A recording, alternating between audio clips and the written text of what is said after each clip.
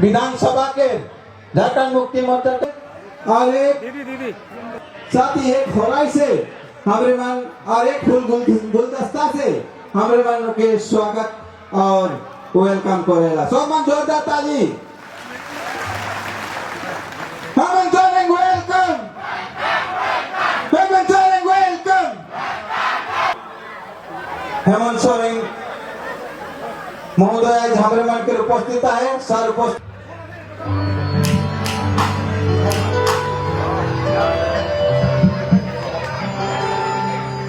हाँ राजी कर तो चला सब कोई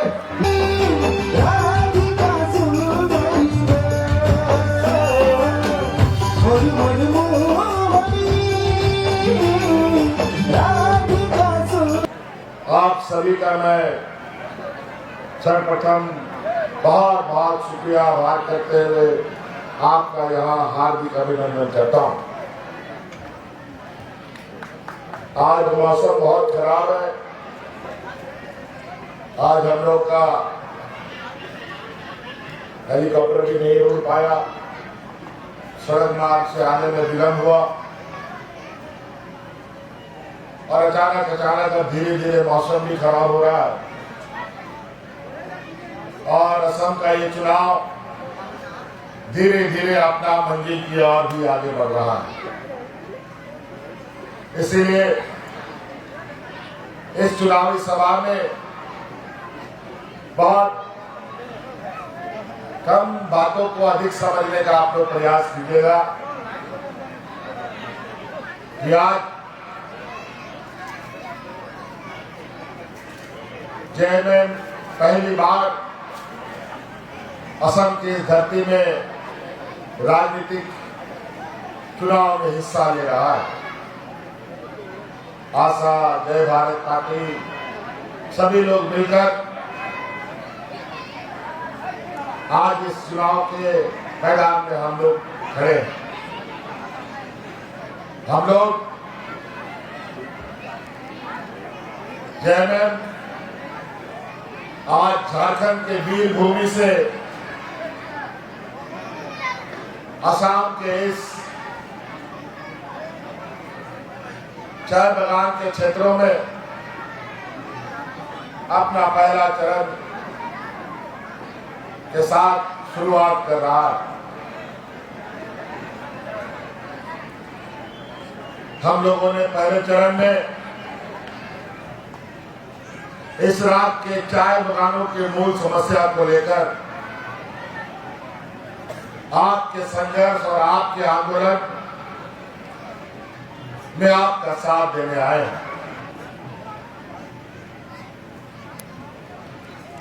यूं तो असम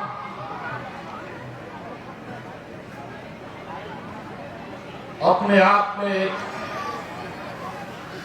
देश में अलग पहचान रखता है। आज असम का पहचान यहाँ के चाय बागानों से है और असम का अर्थव्यवस्था का एक बड़ा हिस्सा चाय बागानों से ही प्राप्त होता है। यूं कहा जाए कि इस राज्य की अर्थव्यवस्था के रीढ़ की हड्डी में असम के किसान, मजदूर, आदिवासी अल्पसंख्यकों का बहुत अहम भूमिका है। आज चाय बागान और चाय के नाम पर तो ये असम दिन ब दिन अपना नाम रोशन करता है, लेकिन अंदर खाने अगर हम देखें कि आज इस चाय उद्योग को पीढ़ी दर पीढ़ी खून पसीने सींचकर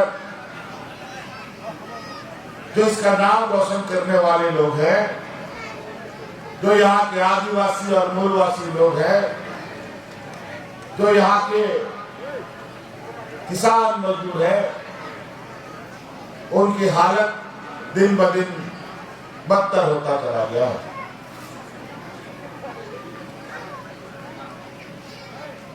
यहाँ पर सरकारें बदली, झंडे भी बदले, लेकिन आपके जो जीवन शैली है या जीवन में कोई बदलाव नहीं हुआ, बल्कि और खराब होता चला गया। और आज इसी को लेकर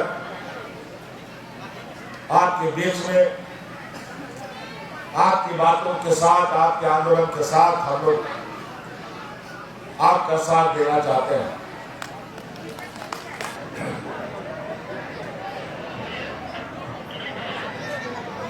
हेलो हेलो, सबसे पहले तो रवरे मंत्री जोहार करें।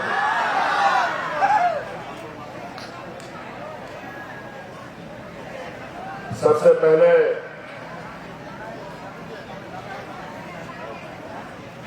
आपके सुनारी विधानसभा के चुनाव प्रचार प्रसार कार्यक्रम में हमारे साथ मंच पर उपस्थित बलदेव तेली जी जो प्रत्याशी भी हैं, और हमारे साथ उपस्थित हमारे सहयोगी मंत्रिमंडल झारखंड के मंत्री योगेंद्र प्रसाद जी।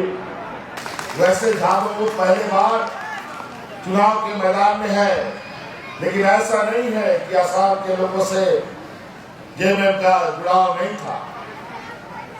अलग अलग समस्याओं को लेकर, अलग अलग चर्चाओं को लेकर आदरणीय दिसोम शिबू सोरेन जी कई वर्षों से असम के लोगों के साथ जुड़े रहे। हमने भी सरकार में रहते हुए असम के क्षेत्रों में कई आपदा विपत्ति में हमने साथ दिया। आपको पता है असम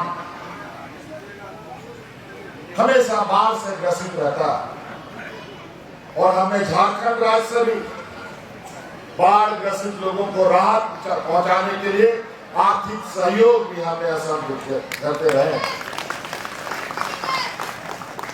यहाँ के आदिवासियों के ऊपर होते अत्याचार के समय भी हम लोग अपने राज्यों से मंत्री और पदाधिकारियों को भेजकर उनकी स्थिति का जायजा लेते रहे, लेकिन उससे काम नहीं चला। तो आज हमने सोचा कि क्यों नहीं अप्रत्यक्ष रूप से अब यहाँ के मजदूर, किसान, दलित, अल्पसंख्यक, आदिवासियों के साथ खड़ा हुआ जाए। आज इसी उद्देश्य के साथ आपके बीच हम लोग आए। आज आपकी सुनारी विधानसभा में बलदेव जी को हम लोगों ने, एक युवा नौजवान को हम लोगों ने आपका नेतृत्व करने के लिए, आपका प्रतिनिधित्व करने के लिए आज यहाँ चुना। और आज सभी लोग को विश्वास नहीं होगा कि असम का जो चाय बगान क्षेत्र है उसमें इतने सारे आदिवासी मजदूर, किसान है। अगर आप लोग अपना ताकत को आप नहीं पहचान पा रहे, अगर आप लोग इकट्ठा हो जाएंगे ना, तो इस राज्य का कोई भी सरकार होगा, उस सरकार को उठो तो उठो, बैठो तो बैठेगा। आपको कहना कि राजनीति करने वाले सत्ताधारी लोग अपना सत्ता में तो सत्ता का आनंद तो लेते रहे, लेकिन आपकी सुधि किसी ने नहीं। आज बहुत ही आश्चर्य और शर्म सा लगता है कभी कभी बोलने में। चाय बगानों में 250-300 रुपया मजदूरी, कोई भी देश में, कोई भी राज्य में 250-300 रुपया मजदूरी नहीं, कम से कम 500 मजदूरी रुपया लगता है। कोई भी मजदूरी करा दो, लेकिन चाय बगानों में ऐसा क्या छुपा है जहां मात्र 250 रुपया, और ये इतना कम रुपया है कि आप सब लोग की स्थिति ऐसी है कि ना आप जी पाए ना आप मर पाए। 250 रुपया में बढ़िया क्वालिटी का जहर भी लेने जाएंगे तो वो भी नहीं मिलेगा। तो 250 रुपया में आप कैसे जीते हैं ये आप ही बता पाएंगे। और आज के दिन में महंगाई आसमान छू रहा, अभी तो चुनाव खत्म होने दीजिए, फिर उसका महंगाई और चेहरा लेके आपके सामने खड़ा हो। आज के दिन में तो 5,000 रुपया सिलेंडर बिकता है और 7,000 रुपया आपका महीना का आमदनी है, तो दाल चावल खाइए कि सिलेंडर खाई रही है, हमें बताइए। और ये भारतीय जनता पार्टी की सरकार महिलाओं के खाते में 9,000 रुपए दे रहा है 5 साल में। आप बताओ 9,000 5 साल चलेगा क्या जी? तब जब नहीं चलेगा तो ये तो आपको अगला फिर 5 साल तक गुलाम बनाने का ये बहुत बढ़िया षड्यंत्र है, ताकि ये चुनाव में आप वोट ले लें और फिर 5 साल तक ये लोग होकर सो जाए। इसीलिए आपसे आग्रह और निवेदन करने आए हैं कि पैसे के लालच में ऐसी गलती ना हो जाए जो बरसों बरस आप रोते पीटते आ रहे हैं, आगे भी रोते पीटते रहे और आपका आंसू पोंछने कोई ना आए। और आज आपके हर सुख दुख में खड़ा रहने के लिए बलदेव जी को हम लोगों ने चुना, ताकि आपके सुख दुख में खड़ा होकर के आपके साथ आपके संदेश मिले।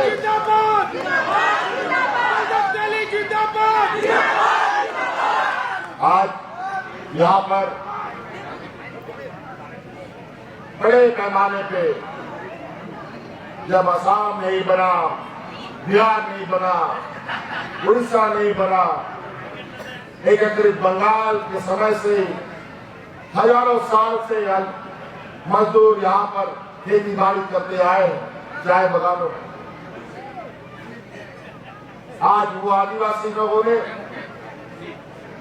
असम को तो अपना लिया, लेकिन असम ने आज के दिन में भी अपनी पहचान के लिए संघर्षरत है। हमें समझ में नहीं आता कि जब एक ही पूरा राज था उस समय सब एक थे, तो आज जब अलग अलग राज हुआ तो बिहार का आदिवासी आदिवासी बन गया, झारखंड का आदिवासी आदिवासी बन गया, उड़ीसा का आदिवासी आदिवासी बन गया, बंगाल का भी आदिवासी आदिवासी बन गया, लेकिन असम का आदिवासी को आदिवासी नहीं माना।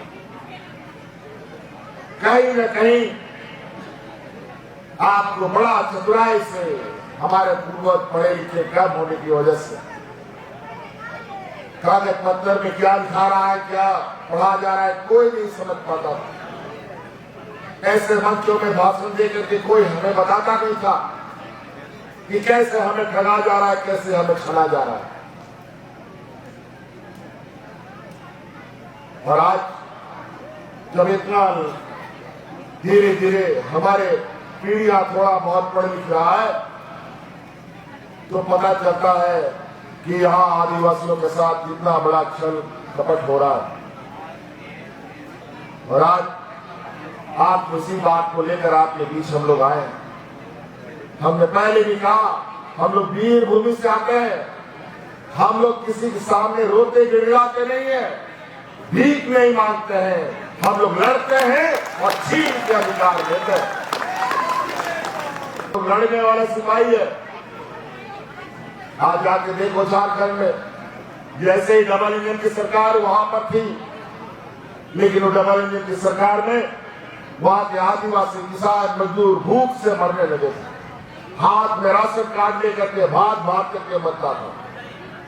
फिर हम लोगों ने डबल इंजन की सरकार को उखाड़ के फेंका, गुजरात भेज दिया, आज वहां पर झारखंडियों की सरकार है। और आज कोई झारखंड में भूख से नहीं मरता।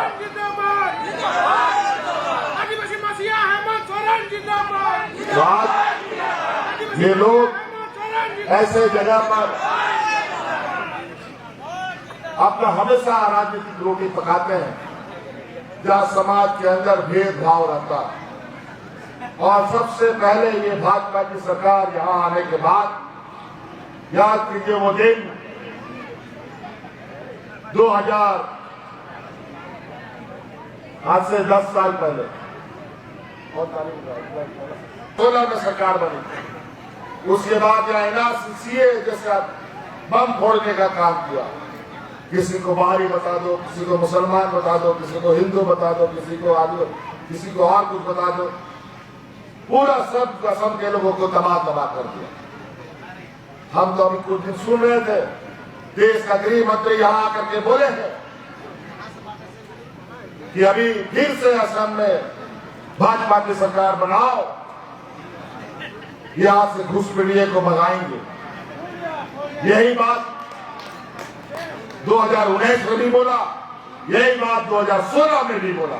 हर चुनाव में ये घुसपैठिए भगाते रहता है। और अभी तो ये भी बोला है, जो हमें सुनने को आया है कि इनको चुनाव जिताओ, सभी चाय बगान के आदिवासियों के घर में एक गाय और भैंस देंगे। अजीब हालत है। आज पढ़ाई का बात आप नहीं करते हैं, आज आप रोजगार की बात नहीं करते हैं, हमारे बच्चों की अच्छी शिक्षा का बात आप नहीं करते हैं, लेकिन गाय भैंस देने का बात करते हैं। आज के दिन में भी आप पाषाण युग में लोगों को भेजने की तैयारी कर रहे हैं, जब देश दुनिया का लोग चांद में जा रहा है। ये नहीं चाहते कि हमारे बाल बच्चे डॉक्टर, इंजीनियर, IAS, IPS बने। आप लाइब्रेरी चलाते रहो, पकौड़े चलते रहो। यही भारतीय जनता पार्टी का इस देश के आदिवासी, गरीब, पिछड़ा, गरीब गुरुआ लोगों के लिए कहना है। इसीलिए साथी आज आपको बताने के लिए आए हैं सही और गलत। जो आंख में आपको धूल झोंका जाता है वो वृक्ष में छिका है। जो आपको आज 9,000 रुपया दिया जा रहा है, 10-20 रुपया बढ़ा दिया जाता है, ये आप में धूल झोंकने के बराबर है। मैं पूछना चाहता हूं इस सरकार से कि 9,000 5 साल में क्यों हर महीना महिलाओं के खाते में 9,000 रुपये क्यों नहीं मिलता? आज 250 रुपया महिलाओं को, पुरुषों को, चाय बना के मजदूरों को मिलता है। लेकिन हम आपको बताएं कि अगर झाड़ लोगों का हाथ आप मजबूत करते हैं तो यही चाय बागान आपको 250 रुपये से 500 रुपया मजदूरी देगा। ये हम आपको वादा करते हैं। तो कैसे देगा, इसका भी फार्मूला हमारे पास यही चाय बागान से मिलेगा। कोई बाहर से जाने का जरूरत नहीं है। अभी हम आपके इस क्षेत्र का दौरा करते करते गांव में भी जाने का हमको मिला, आप लोगों के गांव घरों को भी देखने का मौका मिला। हम कुछ घर में गए तो वहां तो 15-20 दिन से अधिकार में लोग हैं। क्यों भाई? स्मार्ट मीटर लगा हुआ है और वो एक कमरे का झोपड़ी कितना बिजली जलाता होगा बताओ, और उसका बिजली काट दिया। और स्मार्ट मीटर लगा हुआ है। स्मार्ट मीटर कौन लगाता है आपको मालूम है? स्मार्ट मीटर बिजली चोर लोग लगाता है। जो बिजली का चोरी करता है उनके लिए स्मार्ट मीटर। गरीब बुआ किसान कितना बिजली चलाएगा भाई? 50 को ये लोग खत्म करके उद्योग लगाने की तैयारी में भी है, और लेकिन नौकरी का कोई अता पता नहीं। कई जगह तो हमको सुनने में आया है कि चाय बागान उधर के साफ हो गया, या उद्योग लगने का बात है, लेकिन उद्योग में उनको रोजगार मिलेगा कि नहीं मिलेगा इसका कोई गारंटी नहीं। सही बात है। इसलिए साथी बहुत और ज्यादा नहीं कहते हुए, अभी और भी मौसम खराब हो रहा है, कई और कार्यक्रम है। आज जिस तरीके से पर्यावरण में भी परिवर्तन हो रहा है, बहुत ही उचित और ऐसा परिवर्तन कि पूरा देश दुनिया उथल पुथल होने की स्थिति में, इसलिए समय रहते हम लोग नई जगह नई सचेत हुए तो निश्चित रूप से आने वाला समय में हमारे लिए भी और पीढ़ी के लिए भी बहुत नुकसानदेह होगा। तो इन्हीं बातों के साथ आप सबसे आग्रह करना चाहते हैं, जानना चाहते हैं, बलदेव जी को साथ दीजिएगा ना, मजबूती से खड़ा रहिएगा ना, डरिएगा नहीं ना। चलिए, बहुत सारा लोग धमकी भी देने आता है। सुना है कि कल रात से इस प्रोग्राम में आप शामिल हो, इसके लिए पुलिस बल भी घूम रहा था।